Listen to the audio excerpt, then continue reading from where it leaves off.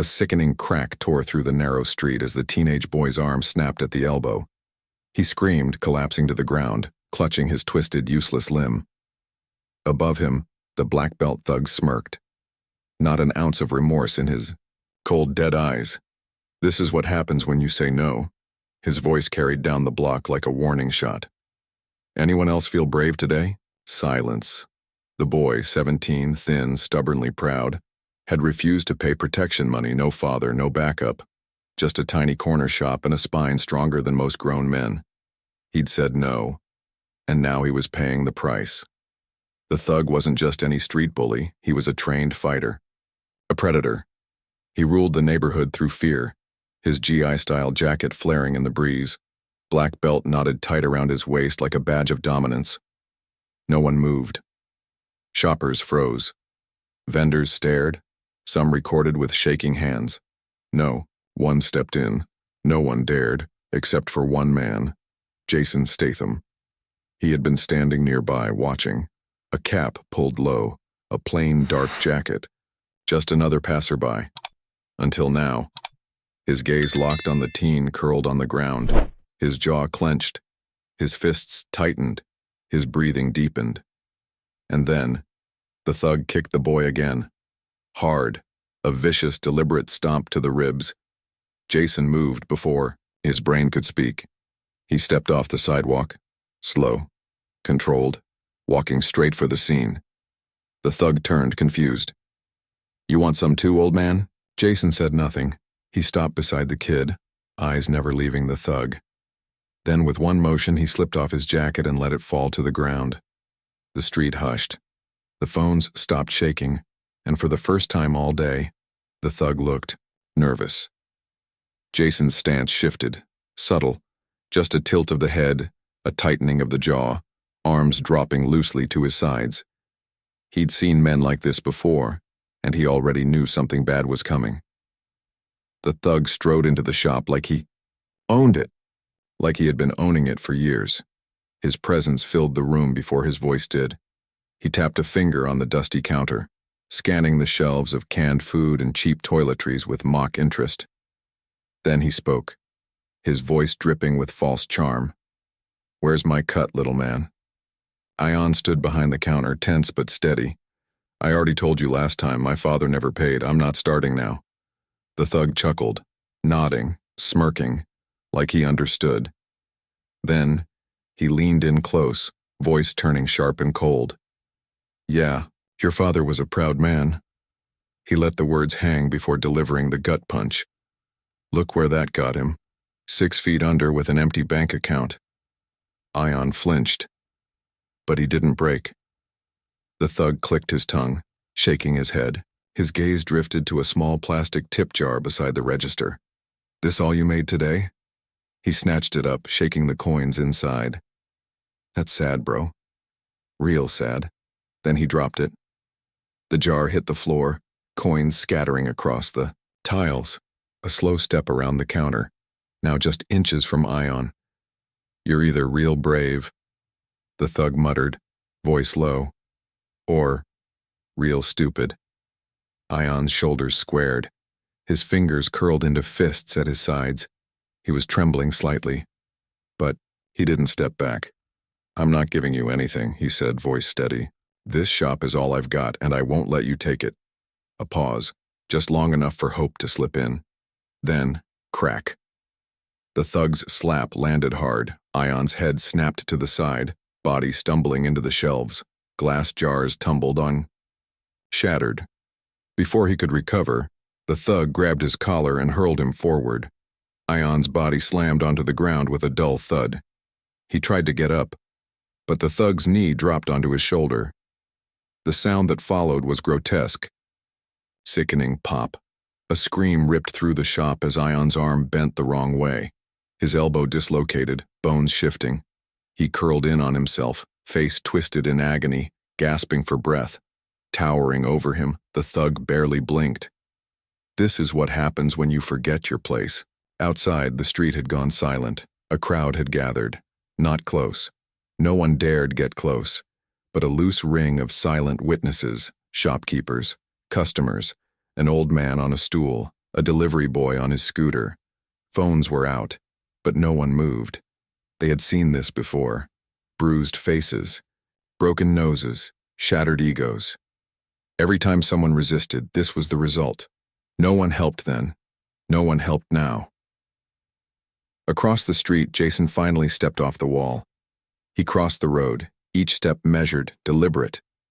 His eyes locked on the boy crumpled on the ground, the pain in the teen's face, raw, real, hit him like a punch to the chest. The thug turned, brows raising. "What's this? Back up?" He scoffed. "Get lost, Grandpa." Jason didn't answer. He knelt beside Ion, movements calm, steady.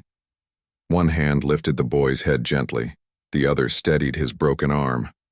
Ion winced, but didn't pull away. Jason met his eyes. "You're okay," he said, voice low. "You held your ground." The boy nodded through clenched teeth, tears streaking his face. The thug rolled in like he'd just finished a long shift at the docks, swagger heavy, sweat still on his skin. He pointed to Jason's gray hoodie lying on the ground. "What's that?" "You gonna fold it up nice and neat after I drop you, old man?" The crowd chuckled, a nervous ripple, uncertain. Were they watching a beatdown or the start of something else? The thug leaned in, voice dropping to a taunting growl. "Look, I don't know what fantasy you think you're living in, but this is real life. And in real life, people like you get put in the ground for stepping in where you don't belong." Jason didn't blink. The thug smirked. "Let me guess. You watched a couple of action movies, threw some kicks in the mirror, and now you think you're invincible?" He stepped closer, nose inches from Jason's. "I'm a black belt, old man. I've broken real fighters." His voice turned razor sharp. "You? You're just another idiot trying to go viral." Jason didn't move. And that silence, it wasn't hesitation. It was calculation. Seconds passed. The thug, frustrated by the lack of reaction, finally stepped back and spread his arms. "Well, what now?" Jason's expression didn't change. His stare was carved from stone. Then, without a word, he planted his feet slightly wider, squared his shoulders, spine straight. His arms relaxed at his sides, hands loose but charged with intent. The stance wasn't flashy. It wasn't theatrical. It was dangerous. Deadly. A hush settled over the street. Jason didn't need to shout. He didn't need to posture. Every person watching felt it. His body spoke. The language of fighters. Real fighters. Not performers. Not bullies. Professionals. The thug's mocking grin twitched. Jason slowly rotated one wrist, then the other, loosening up. Still silent. Phones were out now. Not just a few. Dozens. Locals leaned out of second-story windows. Shopkeepers held their breath. Even the kids hiding behind their parents edged forward, sensing it. This wasn't about the shop anymore. It wasn't even about the boy. This was bigger. Someone. In the crowd whispered, "That's not just some guy." Another murmured, "Look at his stance. I've seen that face before. Maybe online, maybe in stories." But no one spoke loud enough to interrupt. The thug started pacing, bouncing on the balls of his feet, trying to regain control. "You ain't moving. You scared?" Still, Jason didn't answer. The thug scoffed. "Fine, I'll move for you." Then, he lunged, a sudden explosive burst. Lightning quick jab, straight for Jason's nose. Fast, but Jason moved. Not fast, efficient. A subtle tilt of the head. The punch sliced through air where his face had been a second earlier. At the same time, Jason's right hand lifted, not to strike but to guide, redirecting the thug's arm, letting his own force carry him past. Off balance, the thug stumbled slightly but recovered quick, snarling, "So, you do know how to move." "Good." He came again. Faster. 2 jabs, a right hook, tight form. Trained fists. Jason wove under the hook, stepped sideways. Still no counters. Still no words. The thug grunted, frustration creeping in. "Hit me back, coward." Jason stayed still. Hadn't thrown a single punch, but the black belt's breathing had changed. Shorter. Faster. That grin. Gone. replaced with irritation. And the crowd? No longer entertained. They were watching something unravel. The thug snarled, then struck again, harder, a sharp front kick aimed at Jason's ribs. Jason pivoted, caught the kick midair with his forearm, absorbing the impact without flinching, and then, finally, he struck, a single elbow. Lightning fast, it crashed into the thug's chest like a battering ram, knocking him back 2 steps. It wasn't wild. It wasn't loud. It was real, and it was only the beginning. The moment Jason's elbow connected, the black belt staggered, not from pain, from surprise. For a fraction of a second, his confidence cracked. Then rage swallowed it. "You're dead," he charged, fists tight, disciplined, practiced.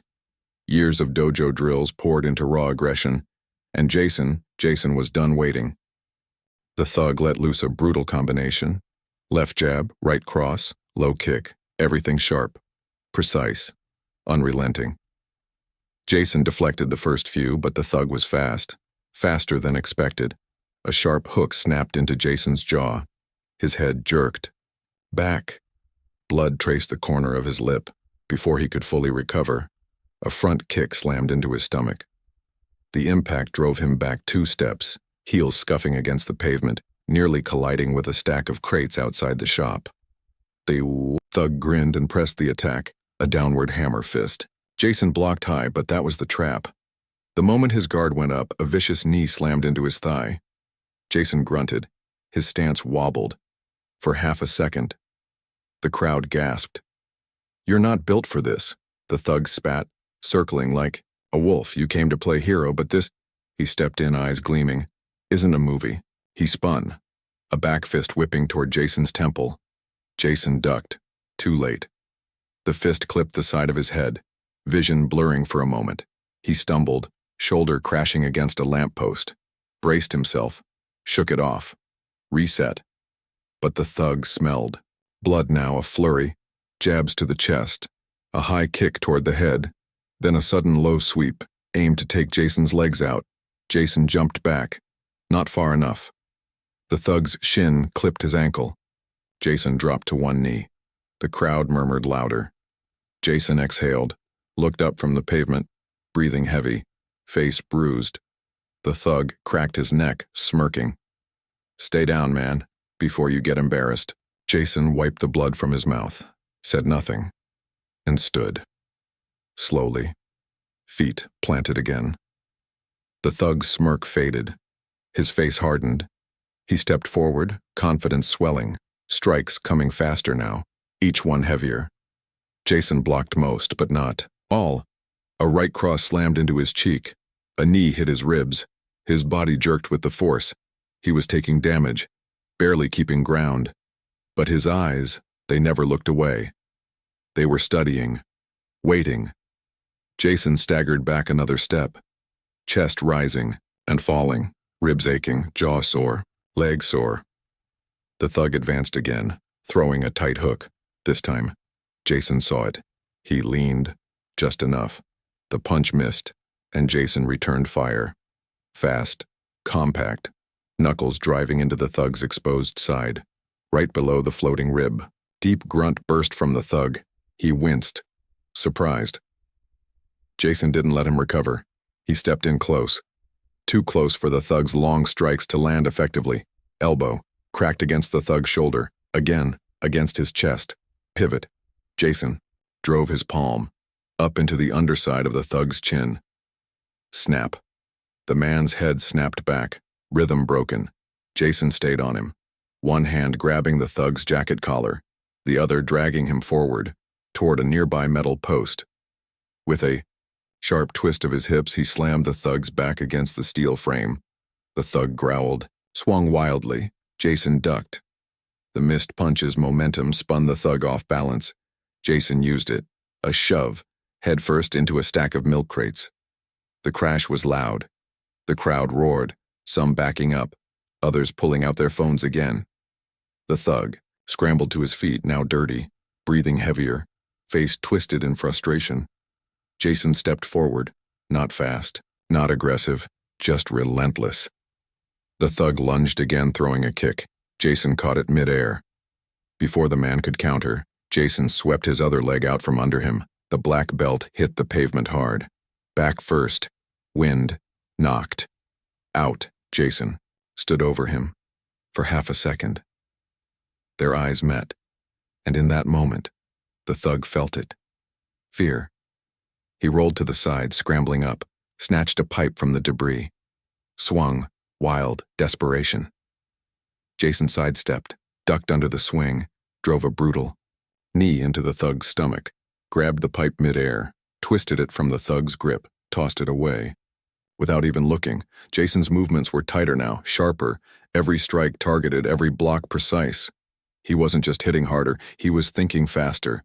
The thug, once dominant, now looked slow, sloppy, and Jason, he was just getting started.